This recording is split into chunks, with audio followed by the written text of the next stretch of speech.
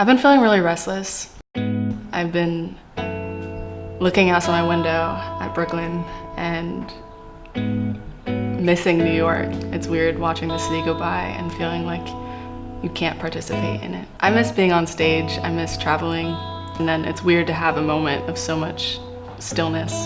I've been reading a lot of old poems, trying to find the headspace to write new ones. Sometimes I wonder if my skin is violent, if people think violent thoughts about my skin. My hair offends, my mouth, the shape, the color, the coffee stain.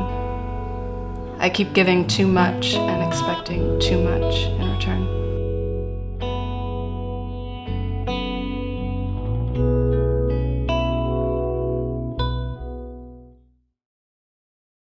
I think almost for the first time, I don't really have words to put behind how I feel. I feel like I've talked more in this past few weeks about things that I didn't know I even had the vocabulary for or the emotions for.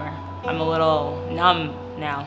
Yeah, so when I look back, I think I'll just remember feeling like if I consider myself a photographer, if I consider myself a photojournalist, I can't stay home. I can't just do nothing. I have to do something different.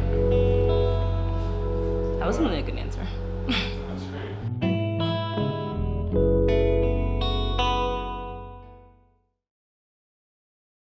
great. Do I look at the camera? Yeah. Okay, cool. These past couple months, every day is really different and the same. I've been feeling it all, the whole gamut. Anger, loneliness, sadness, joy, at times, resilience, newfound resilience. One thing I'm learning is that I have to remain creative. So I've been feeling like a kid again in the best and sometimes the worst senses. But the good part is that I've been playing, writing, thinking a lot, and a lot of reflection. I believe this is the age of awareness.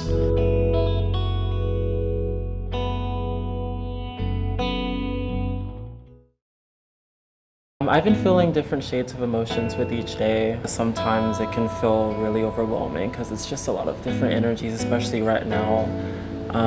So just being in it, it's been really important for me to just try to stay as centered as possible. People my age have been teaching me so much. Just seeing the passion that they have and the vision for the world that we know we can live in, and for them to just be so optimistic and persistent and keeping that kind of vision alive through the work that they're doing. That's been really inspiring for me.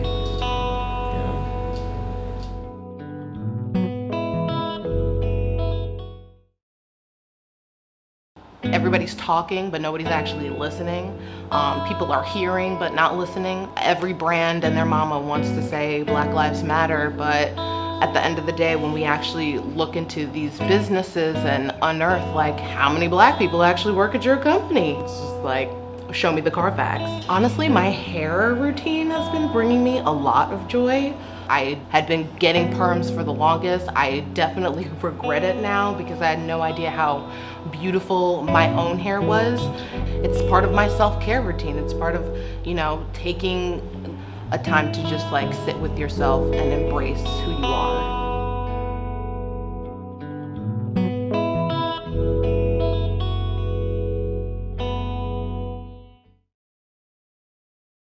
Sounds amazing. Okay. See one, take one. I think I just miss the small things of life again. I even still think about the last hug I had was on March 7th, which is so crazy. For joy, I think again, for me it's simple things, right? FaceTiming with a friend, maybe just sitting down doing absolutely nothing, which is very hard to do in New York City. When it's noon or 2 p.m. and drinking my first glass of wine, that's joy. This is the age of reinventing yourself, restructuring yourself, and finding your own path. It's a wrap on Edie. Thank you. I've been finding just more quiet moments, I guess, but I think also realizing that sometimes the things that bring me joy are like being in the middle of chaos. So like being in the middle of a protest is sometimes really like energy giving for me, or like being like in the middle of all the chaos at like City Hall. Lots of different things bring me joy these days, and not really putting them in a hierarchy like I used to is what's bringing me joy, I guess.